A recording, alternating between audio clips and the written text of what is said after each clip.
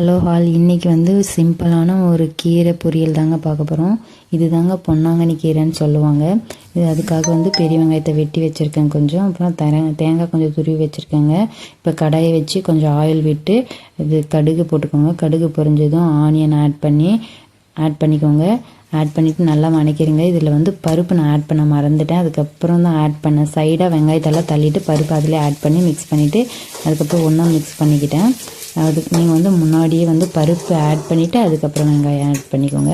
அதுலேயே கொஞ்சம் உப்பு போட்டு நல்லா வந்து வணக்கிட்டு பாருங்கள், முருங்கைக்கீரை கொஞ்சம் ஆட் பண்ணியிருக்கேன். முருங்கைக்கீரை ஆட் பண்ணால் இன்னும் நல்லாயிருக்கும், அதனால் ஆட் பண்ணியிருக்கேன். உங்களுக்கு வேணும்னா ஸ்கிப் பண்ணிக்கோங்க. ஆட் பண்ணிவிட்டு நல்லா மிக்ஸ் பண்ணிடுங்க. எண்ணெயிலே வணக்குங்க. ஒரு 5 நிமிஷம் போல் எண்ணெயிலே வதக்கி விடணும். வதக்கி விட்டோம்னா சூப்பராக இருக்கும். நான் வந்து மோஸ்ட்டாக பார்த்திங்கன்னா முருங்கைக்கீரை எண்ணெயில் வதக்கி தான் சாப்பிடுவேன். அப்படி சாப்பிட்டா ரொம்ப சூப்பராக இருக்கும். அதுக்கப்புறம் பாருங்கள், இது தாங்க பொன்னாங்கண்ணி கீரை.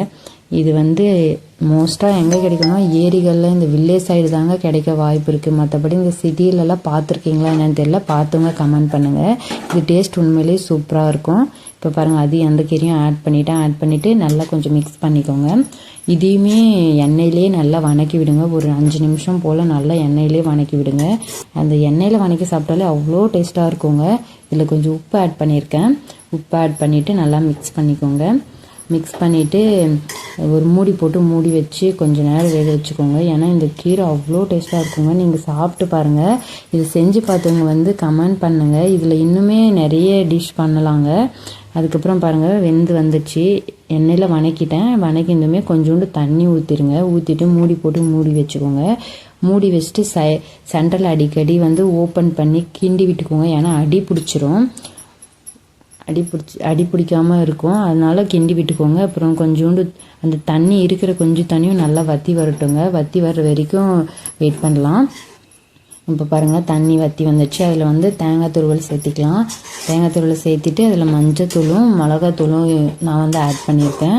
மிளகாத்தூள் வந்து 1 ஸ்பூன் ஆட் பண்ணியிருக்கேன். காரமாக இருந்தால் நல்லாயிருக்கும், சூப்பராக இருக்கும்ன்றதுனால நான் 1 ஸ்பூன் ஆட் பண்ணியிருக்கேன். நீங்கள் வந்து கொஞ்சம் கம்மியாகவே யூஸ் பண்ணிக்கோங்க. நல்லா மிக்ஸ் பண்ணிக்கோங்க.